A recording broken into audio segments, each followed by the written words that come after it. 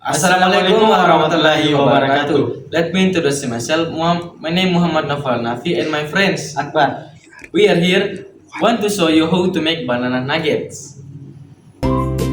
Material of ingredients: banana, flour, bread flour, cooking oil, knife, sweeteners, condensed milk, and wool.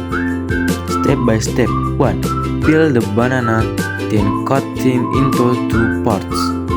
Step 2. Coat the banana with the flour mixture, then sprinkle with breadcrumbs. Repeat until the banana are finished. Step 3. Prepare a frying pan, then fry the banana that have been coated in breadcrumbs. Step 4. Drain, then cool. Step 5. Add condensed milk to taste.